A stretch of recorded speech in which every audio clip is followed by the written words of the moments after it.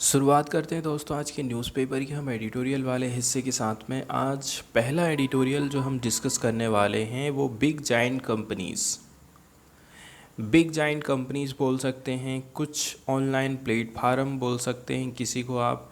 और इसके साथ साथ में जो न्यूज़ को प्रोड्यूस करने वाली या फिर ओरिजिनल जो न्यूज़ वाली कंपनियां हैं, न्यूज़ वाले प्लेटफार्म हैं और उपभोक्ता, तीन लोग यहाँ पर हमारे सामने हैं इस आर्टिकल में। इसको समझने की कोशिश करते हैं। जैसे कि एग्जाम्पल के तौर पर यदि हम बात करें, गूगल है, ठीक है, गूगल है और गूगल को आप जैसे ही टच करते हैं तुरंत शुरू शुरू में कई प्रकार की न्यूज़ें वो दिखाना चालू कर देता है। ये बहुत सारी न्यूज़ उसने दिखाना चालू कर दिया है। और तीसरे नंबर पर आप आ जाते हैं उपभोक्ता, ठीक है। चौथे नंबर पर हो गई जो ओरिजिनल न्यूज़ की कंपनियां हैं वो, जैसे कि दैनिक भास्कर हो गया या फिर किसी टीवी चैनल की कोई न्यूज़ हो गई।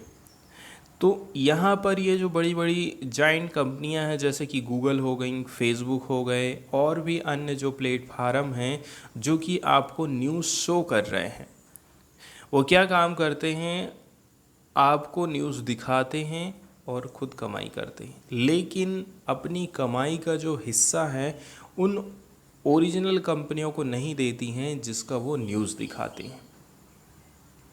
यहाँ पर यही विवाद इस एडिटोरियल में समझाया गया है कि किस प्रकार से हमें नियम कानून बनाने की ज़रूरत है ताकि इस प्रकार से जो सही सही रेवेन्यू है वो न्यूज़ कंपनियों को जाए, ठीक है, दैनिक भास्कर को जाए या फिर कोई न्यूज़ चैनल वाले को जाए जिसकी वो न्यूज़ दिखाते हैं।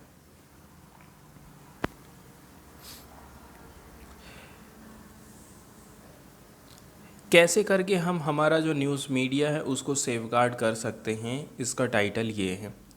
किसके खिलाफ में? Against the market power of dominating search engine.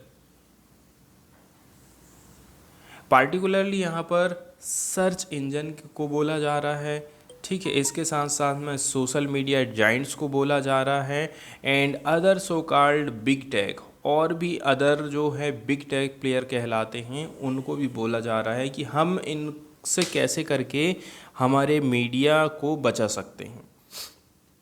Media क्योंकि इनका मिसयूज़ करता है। दूसरे नंबर की बात यह है, जब हम सर्च इंजन की बात करते हैं, जैसे कि आपने गूगल में कोई चीज़ सर्च किया, जिस हिसाब से गूगल को चीज़ें दिखाना चाहिए, जिसकी न्यूज़ दिखाना चाहिए, वो क्या लेवल रहेगा, किस रूल्स को फॉलो करता है, ये सब कुछ पता नहीं चलता है। तो इसमें भी सुधार लाने की हमको ज़रूरत है। ये एक पब्लिक इंटरेस्ट मैटर है क्योंकि क्वालिटी, डाइवर्सिटी, सस्टेनेबिलिटी जो है पब्लिशर्स की, मीडिया की, वो डायरेक्ट और इमीडिएट कॉन्सिक्वेंसेस माना जाता है to a user of digital news. Digital news का ज़माना चल रहा है, ठीक है। अब किसी भी न्यूज़ मीडिया की यदि हम बात करें, उसकी क्वालिटी कैसी, उसकी डाइवर्सिटी कैसी, उसकी सस्टेनेबिलिटी कैसी है, ये डायरेक्टली हम लोगों को प्रभावित करती है। यहाँ पर हमें दो प्रकार के कंसर्न दिखाई देते हैं, दो प्रकार की चिंताएं हो जाती हैं। पहले नंबर की है वो है फेयर वैल्यूएशन। फेयर वैल्यूएशन मतलब a matter of compensation and that of enumerative accountability. दो चीज़ है, पहला वैल्यूएशन से रिलेटेड है और दूसरा अकाउंटेबिलिटी से रिलेटेड है। ये चीज़ की इसमें कमी जाती है। यहाँ पर कोई भी डाउट वाली बात नहीं है कि digital advertising revenue are jointly produced by publisher and platform. यहाँ पर ये कोई नई बात नहीं है कि जो भी डिजिटल एडवर्टाइजिंग से रेवेन्यू आ रहा है वो उसको कौन खा रहा है, उसको पब्लिशर्स खा रहे हैं और दूसरा प्लेटफार्म खा रहे हैं। दो लोगों में ये जो पैसा है वो बंटता है। फिर भी देखा जाए ना तो कुल मिलाकर के ये जो पब्लिशर्स होते हैं वो किसी न किसी प्रकार से प्रभावित होते हैं। जैसे कि fair valuation of the share of such revenues generated by there journalism. News channel वाला कह रहा है कि हमें जो हिस्सा सही सही मिलना चाहिए वो हमें मिल नहीं रहा है। इससे भी ज़्यादा they are entirely dependent on the term imposed by platform. इसके अलावा न्यूज़ चैनल वाले कह रहे हैं, न्यूज़ पेपर वाले बोल रहे हैं कि ये जो कंपनियां हैं बहुत सारी टर्म एंड कंडीशन रख देती हैं, ये मत दिखाओ, वो मत दिखाओ, ऐसा मत करो, वैसा मत करो। Such dependency arise from platform straddling multiple roles in the digital news market. इस प्रकार से हम देख रहे हैं ये जो न्यूज़ के प्लेटफार्म हैं बड़ी बड़ी टेक जाइंट के डिपेंडेंट हो गए हैं और उनका जो रोल है डिजिटल न्यूज़ मार्केट में वो बढ़ते जा रहा है, specially as a mediator in the search for online news content and as provider of infrastructure to publisher to participate in online advertising market। दूसरे नंबर की बात ये है, ये जो ऑनलाइन प्लेटफार्म है ये न्यूज़ वालों को कह रहे हैं कि हम आपको एक प्लेटफार्म अवेलेबल करा रहे हैं, हम आपको ऑनलाइन लेके आ रहे हैं कि आप ऑनलाइन भी विज्ञापन के माध्यम से पैसे कमा सकते हैं। एक और नंबर का जो यहाँ पर मेन मुद्दा दिखाई देता है वो सेकंड नंबर का इम्बैलेंस है, वो लैक ऑफ इन्यूमरेटिव अकाउंटेबिलिटी। यहाँ पर आपको किसी भी प्रकार की जवाबदेही नहीं दिखाई देती है। ये जो प्लेटफार्म होते हैं वो एक तरफा डिफाइन करते हैं कुछ मेजर्स को, उपाय को of quality and popularity of online news. Online news की पॉपुलैरिटी कैसे रहेगी, उसकी क्वालिटी का रहेगी, अपने हिसाब से डिसाइड कर लेते हैं। They arbitrarily change measures to suit their own priorities. वो अपनी प्रायोरिटीज़ के हिसाब से उनको दिखाने लग जाते हैं। After imposing them on publisher in the first place. ठीक है, जैसे कि किसी को पहले नंबर प्लेस में दिखा दिए, फिर दूसरे न्यूज़ वाले को इधर रख दिए, किसी को तीसरे में रख दिए, ऐसे करके वो अपने हिसाब से उनको आगे पीछे करते रहते हैं। मिटिगेशन की यदि हम बात करें, 2021 में ऑस्ट्रेलिया ने इस चीज़ को टैकल करने की कोशिश करी थी। इसके अंतर्गत उन्होंने क्या काम किया था, प्रपोज किया था एक ऐसा मैकेनिज़्म जिसके माध्यम से गवर्न किया जाएगा, प्रशासन किया जाएगा the interaction between publisher and platform. Publisher और प्लेटफार्म के बीच में कुछ नियम और कानून बनाए जाएंगे, ऐसा ऑस्ट्रेलिया ने 2021 में कहा था। लेकिन हम देखते हैं कि ये जो प्लेटफार्म थे इन्होंने क्या काम कर दिया, रिटिलिएटेड करना चालू कर दिया, मतलब जवाबी कार्यवाही चालू कर दिया। एग्जाम्पल के तौर पर फेसबुक ने ब्लॉक कर दिया था it's Australian users from accessing thousand of news site. अब आप खुद सोच सकते हैं कि फेसबुक इतना बड़ा अपने आप को समझने लगा है कि जो ऑस्ट्रेलियन यूज़र्स हैं उन लोगों को ब्लॉक कर दिया, वो एक्सेस नहीं कर पा रहे थे सैकड़ों हज़ारों न्यूज़ साइट को। इसमें इंक्लूड था vital source of public information during rampant wild fire and covid pandemic. अब लोग इससे क्या है, वाइल्ड फायर लगी हुई है, कोविड-19 की सिचुएशन चल रही है, तो जानकारी ये लोग नहीं जुटा पा रहे हैं। उन्होंने फिर क्या काम किया, फेसबुक वालों ने, उन्होंने टर्न किया था न्यूज़ को फिर से ये जो सेवा चालू कर दी थी after winning major concession from Australian government. Australia की तरफ से बातचीत हुई फेसबुक के बीच में, कुछ कंसेशन दिया गया ऑस्ट्रेलिया की गवर्नमेंट के द्वारा, तब जा कर के फिर से न्यूज़ दिखाना फेसबुक ने चालू करी थी। ये चीज़ हमको फाइनल ड्राफ्ट में देखने को मिल जाता है जिसका नाम है news media and digital platform mandatory bargaining code 2021। ये ऑस्ट्रेलिया का है। तो ऑस्ट्रेलिया कुल मिलाकर के नियम कानून लेकर के आ चुका है। हम एग्जाम्पल देखते हैं फेसबुक का एंड कुछ न्यूज़ से रिलेटेड इश्यूज़ का। तभी से लेकर के यदि देखा जाए और भी जो सरकारें हैं उन्होंने इनिशिएट करी हैं, प्रारंभ करी कुछ अलग अलग मैकेनिज़्म, इससे फिक्स किया जा सके पब्लिशर्स और प्लेटफार्म के बीच में। पिछले ही मंथ देखा जाए कनाडा का ऑनलाइन न्यूज़ एक्ट आया था।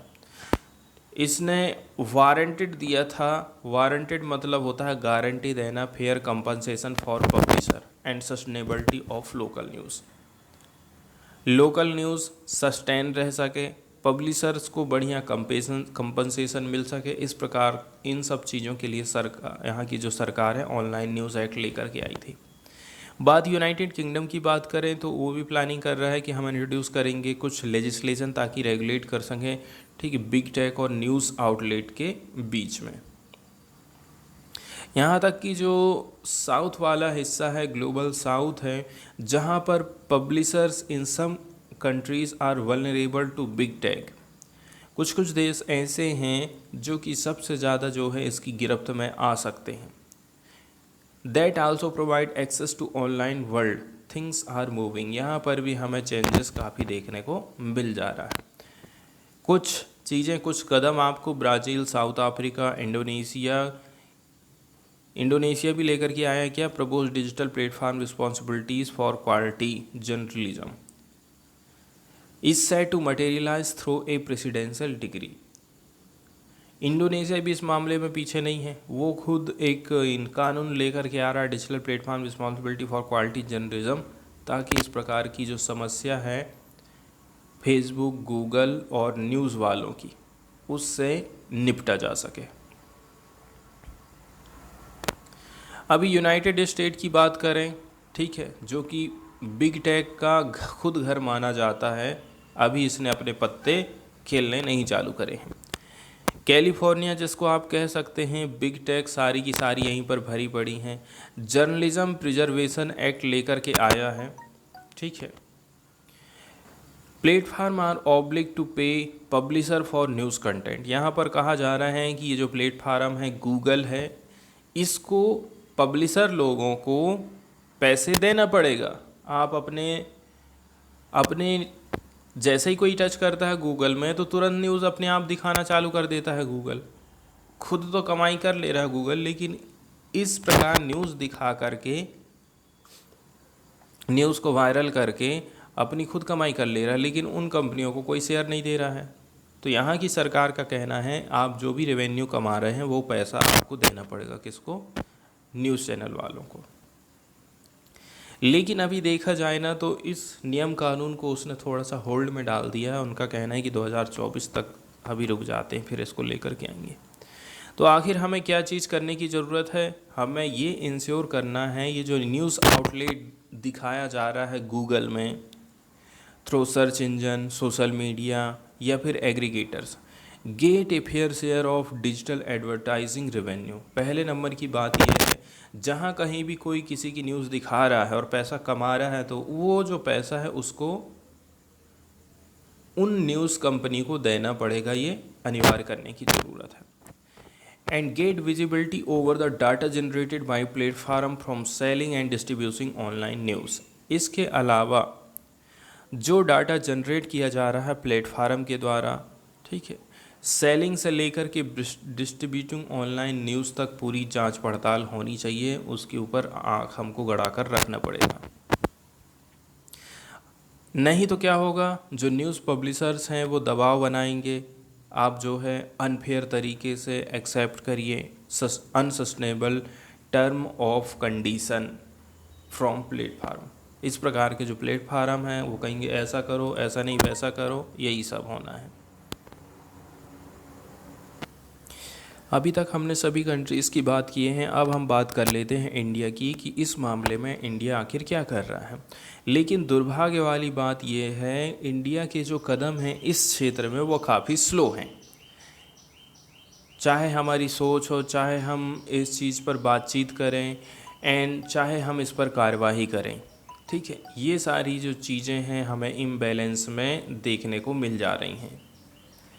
दिसंबर 2021 में union minister of state for electronic and technology ने मना कर दिया था, कहाँ, पार्लियामेंट में।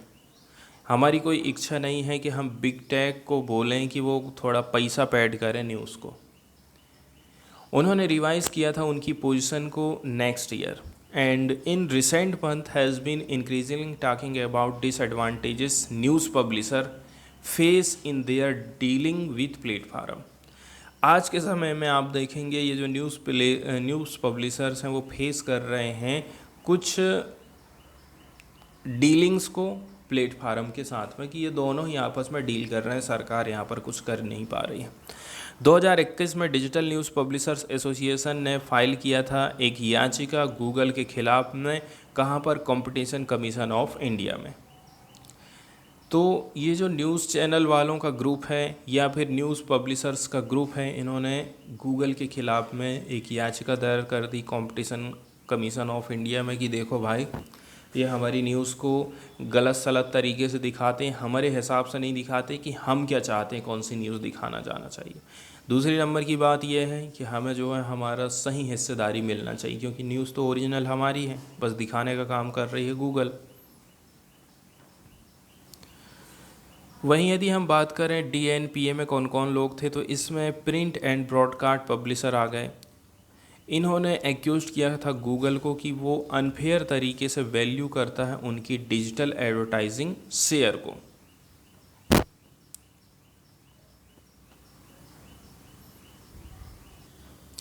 इसके बाद हम सीधे चलते हैं इंटरनेट शटडाउन को लेकर के। हमारे देश में देखते हैं कई सारी जगहों पर इंटरनेट को बंद कर दिया जाता है।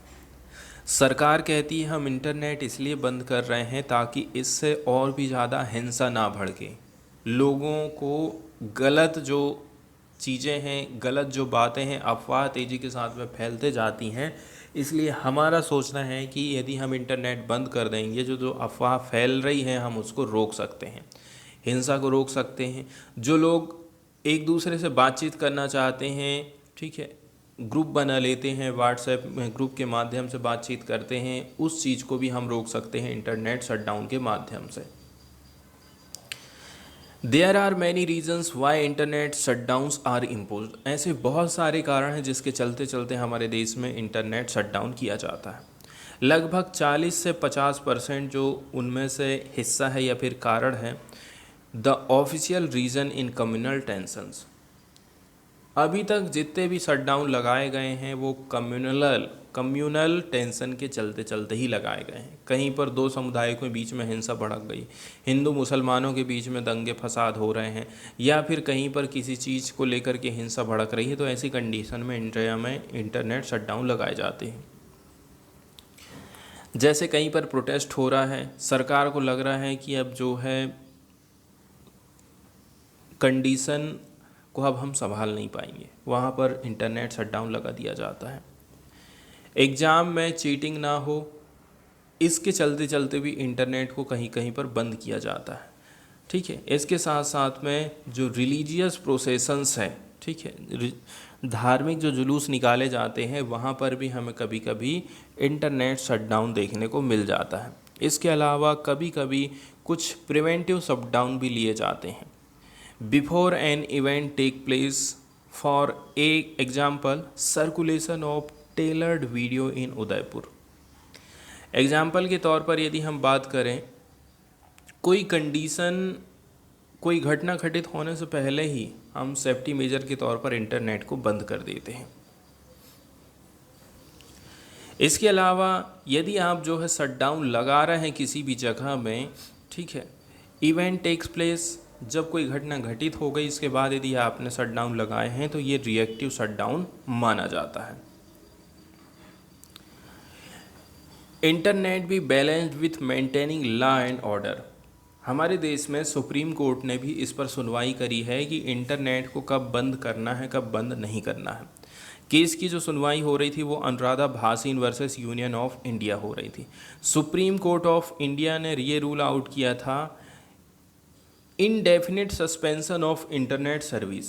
अनिश्चित काल के लिए यदि आप इंटरनेट को बंद कर दे रहे हैं, ये इलीगल हो जाता है इंडियन कानून के अनुसार।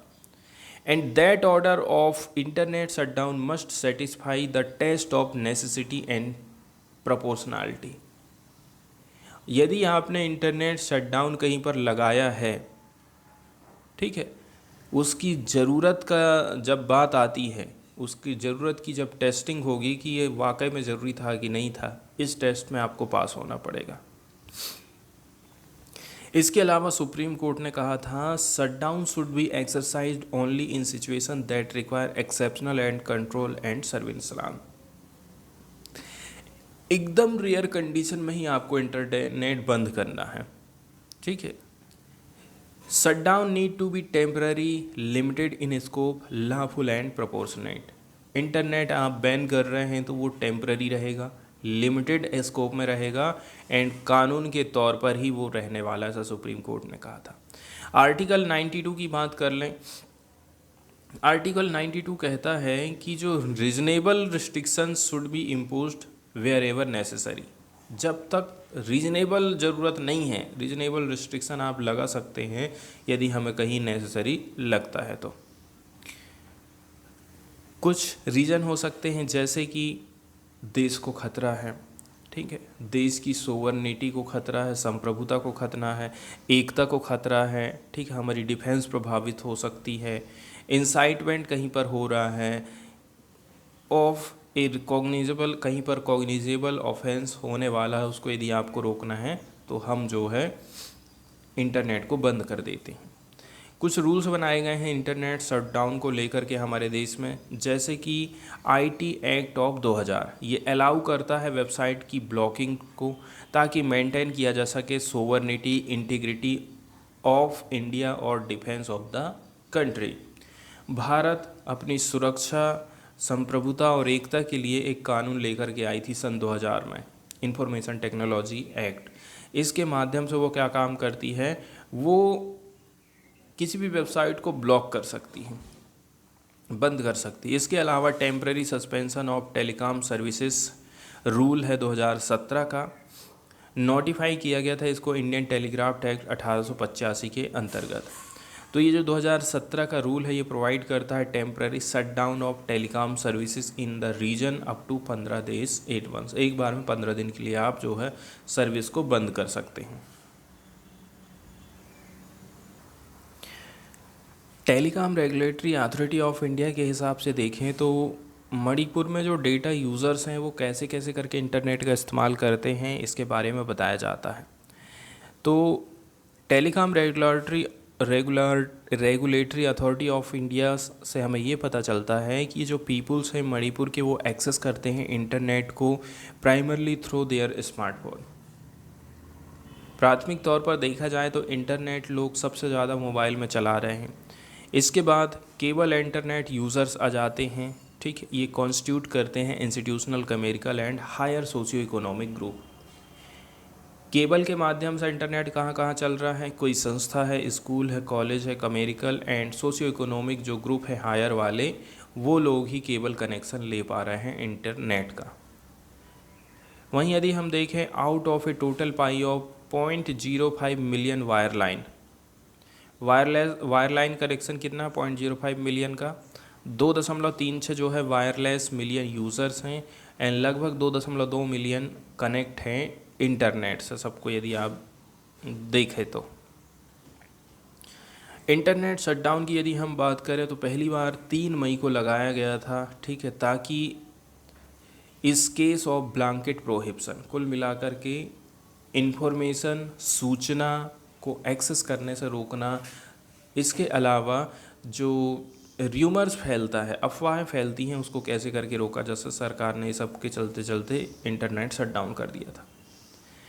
अब इंटरनेट शटडाउन किया है तो जैसे कि आज के टाइम में हम देखते हैं महिलाओं को जिस प्रकार से कपड़े उतार करके परेड कराई जाती है, उनका रेप किया जाता है, ऐसा वीडियो अभी 2-4 दिन पहले बहुत ज़्यादा वायरल हुआ है। ऐसे और कई सारी वीडियो हो सकते हैं, वो हमारे सामने नहीं आ रहे हैं। इसका एक रीज़न है कि यहाँ पर इंटरनेट शटडाउन कर दिया गया है। यहाँ पर भी हम देख रहे हैं एक ग्रुप वाले लोग दूसरे ग्रुप को मार रहे हैं, काट रहे हैं। एक जाति वाले लोग दूसरी जाति वाले को यहाँ पर मारकाट और हिंसा में शामिल हो रहे हैं। ये ऑर्डर जो था वो इशू किया गया था कमिश्नर होम ऑफ मणिपुर के द्वारा under the telecom suspension rules के अंतर्गत, ठीक है, जो कि खुद की जो लैंग्वेज है वो अपने आप में वेग माने जाती है कि जिस प्रकार से उसने ये ऑर्डर जारी किया था। यहाँ पर हमारे पास कोई भी डाटा अवेलेबल नहीं है कि स्पेसिफिक इंस्टांसेस हैं हमारे पास में violence being prevented due to jamming of the internet connectivity. आपके पास में कोई भी ऐसा आंकड़ा अवेलेबल नहीं है जिससे आप ये साबित कर सकें कि इंटरनेट बंद कर दिया गया है, इससे क्या हो रहा है, वायलेंस को हमने रोक दिए हैं। एक हफ्ता की डेडलाइन थी, एक हफ्ता निकल गया, इसके बाद फ्रेश ऑर्डर फिर से तैयार हो गया। इस प्रकार से हम देखते हैं कि रिप्रोडक्शन किया जा रहा है इंटरनेट शटडाउन का। सुप्रीम कोर्ट ऑफ इंडिया की यदि हम बात करें तो जम्मू एंड कश्मीर में इंटरनेट शटडाउन पर भारत के सर्वोच्च न्यायालय के कथित फैसले के बाद भी इंटरनेट शटडाउन में जो चीज़ ध्यान में रखना चाहिए वो चीज़ का ध्यान यहाँ पर बिल्कुल नहीं रखा जाता है। सुप्रीम कोर्ट ने जो सुनवाई करी थी वो Anuradha Bhasin versus union of India का मामला था। इसके निर्देशों का यहाँ पर पूरा उल्लंघन किया जा रहा है। इसके बाद हम देखते हैं कि मणिपुर हाई कोर्ट में लोगों ने पिटीशन दायर करी, याचिका दायर करी कि नहीं, ये जो इंटरनेट शटडाउन किया जा रहा है ये हमारे मौलिक अधिकारों का हनन किया जा रहा है। 19 मई को कुछ पिटीशन दायर करी गई थी challenging this order such as Eribam Dhananjay Sharma versus state of Manipur were filed in the high court of Manipur. तो ये जो केस रहा है पार्टिकुलरली काफ़ी वाइटल है, महत्वपूर्ण है। यहाँ पर आप अंडरस्टैंडिंग कर सकते हैं evolving jurisprudence of limited internet shutdown not only Manipur but also rest of India. क्योंकि यहाँ से हमें लगता है कि जो इंटरनेट जो है लिमिटेड होना चाहिए था, ना केवल मणिपुर में, रेस्ट ऑफ इंडिया में। 10 दिन के बाद आप देखेंगे इसकी सुनवाई चलती रही। 7 जुलाई को कुछ दिशा निर्देश जारी किए गए कि जो है पार्शियल रिस्टोरेशन होना चाहिए इंटरनेट का, पूरी तरह से नहीं चालू किया गया था, थोड़ा बहुत चालू किया गया था।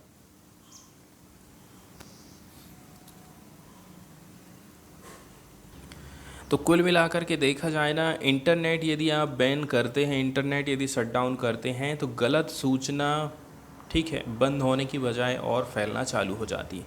एग्जाम्पल के तौर पर 1 जून को होइनेलिंग सितल्हो की एक प्रेस रिपोर्ट में और ऑनलाइन पोर्टल न्यूज़ क्लिक द्वारा प्रकाशित चौंकाने वाले विवरण में हमें जानकारी मिली है कि दुष्प्रचार जो कुकीज़ जो महिलाओं के खिलाफ एक बहाने के रूप में काम करता है।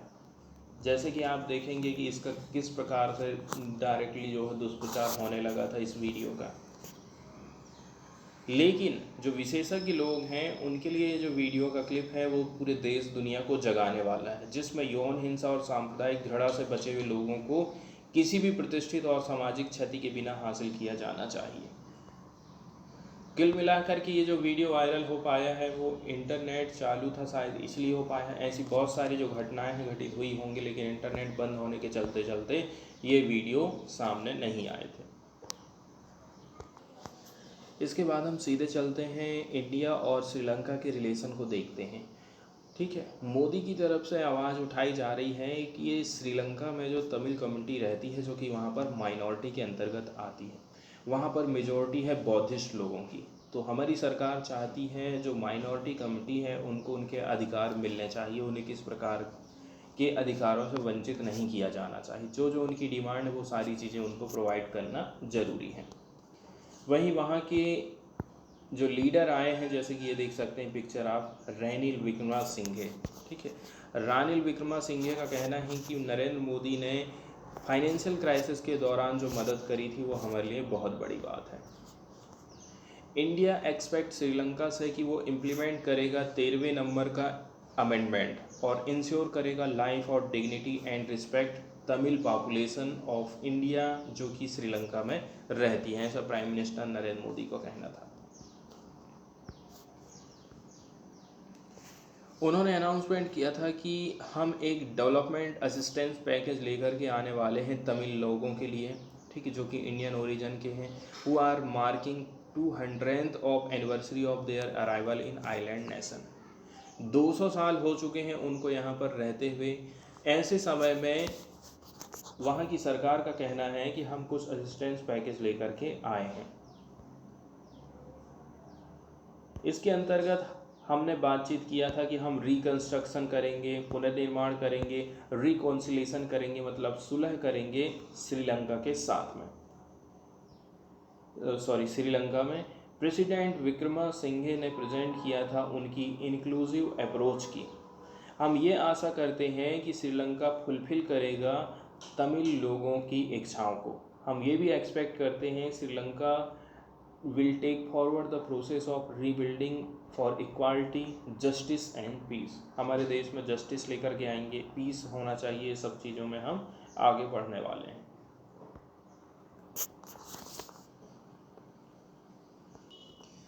इसके बाद नेक्स्ट वाली जो न्यूज़ हम डिस्कस करने वाले हैं वो राजस्थान की गवर्नमेंट से है। पार्टिकुलरली इसके ऊपर हम एक और भी वीडियो बना चुके हैं, इस न्यूज़ को हम डिस्कस भी कर चुके हैं कि जिस प्रकार से मनरेगा स्कीम गांव में चलती है, ठीक उसी प्रकार से मनरेगा के अंतर्गत शहर को भी अब कवर किया जाएगा। शहर के जो बेरोजगार लोग हैं उनको भी 125 दिन का रोजगार प्रोवाइड किया जाएगा। 100 दिन की गारंटी तो केंद्र सरकार देती है, लेकिन इसमें 25 दिन बढ़ा दिए गए हैं राजस्थान गवर्नमेंट की तरफ से। तो कुल मिलाकर के जो रोजगार के दिन हो गए वो 125 दिन हो गए हैं टोटल। तो मनरेगा को शहर में इम्प्लीमेंट करने वाला कहना चाहिए, शहरी मनरेगा को, वो देश का पहला राज्य बन गया है राजस्थान। कांग्रेस शासित राजस्थान शुक्रवार को विधानसभा में न्यूनतम गारंटी आय विधेयक पारित करने के साथ में लोगों को सामाजिक सुरक्षा भी दे रहा है। ठीक है, सामाजिक सुरक्षा की गारंटी देने वाला देश का पहला और एकमात्र राज्य बन गया है। तो इसमें मनरेगा भी शामिल है, इसमें साथ साथ में पेंशन भी शामिल है। इसके अलावा राजस्थान सरकार का कहना है कि यदि कहीं पर भी भर्ती में क्वेश्चन पेपर लीक होता है तो उसमें सजा का जो प्रावधान है वो आजीवन कारावास रहेगा। ध्वनिमत से पारित हुआ राजस्थान न्यूनतम गारंटी आय विधेयक, ठीक है, जिसको Rajasthan minimum wage guarantee bill कहते हैं 2023, गांव और शहर दोनों क्षेत्र में रहने वाले सभी परिवारों को एक साल में, एक वित्तीय वर्ष में 125 दिन का रोजगार देता है। और जो लोग बुजुर्ग हो गए हैं, विकलांग हैं, विधवा हैं, सिंगल कोई महिला है, तो हर महीने में 1000 की न्यूनतम पेंशन भी देने की गारंटी देता है। इसके अलावा हर साल पेंशन में 15% की बढ़ोतरी भी की जाएगी। तो संसदीय कार्य मंत्री शांति धारीवाल ने सदन में बहस का जवाब देते हुए विधेयक में पात्रता आधारित सामाजिक सुरक्षा के प्रावधानों का बचाव किया था।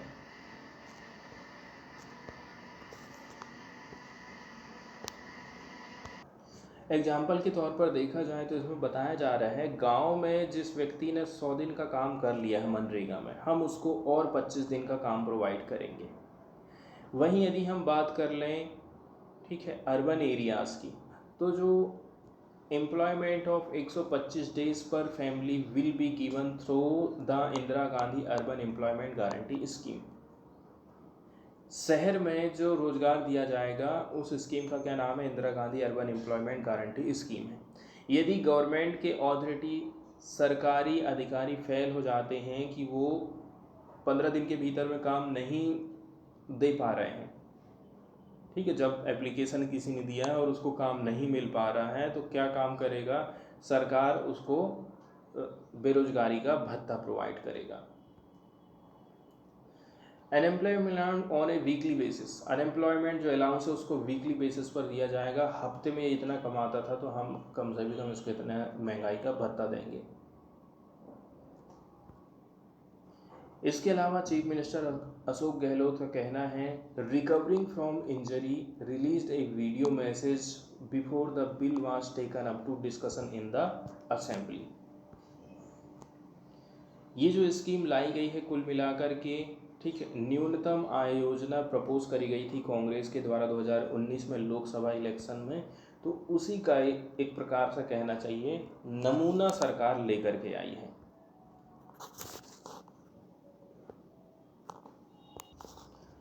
इसके बाद एक पोर्टल की हम बात करने वाले हैं, एक वेबसाइट की बात करने वाले हैं जिसको लॉन्च किया गया है, जहां पर रिपोर्ट किया जा सकता है ई सिगरेट बैन का वायलेशन यदि कहीं पर हो रहा है। इलेक्ट्रॉनिक सिगरेट को सरकार बंद कर चुकी है। अब यदि कहीं पर कोई इसको पीते पाया गया तो आप, एक वेबसाइट है वहाँ पर इसकी रिपोर्टिंग कर सकते हैं। यूनियन गवर्नमेंट ऑफ इंडिया की तरफ से बैन लगाया जा चुका है 2019 में ई सिगरेट के ऊपर। इसके बावजूद भी हम देखते हैं ई सिगरेट कंटिन्यू बिक रही है ई कॉमर्स साइट में। यहाँ तक कि जो बच्चे हैं 18 साल से कम उम्र के, warn expert working in areas of tobacco control.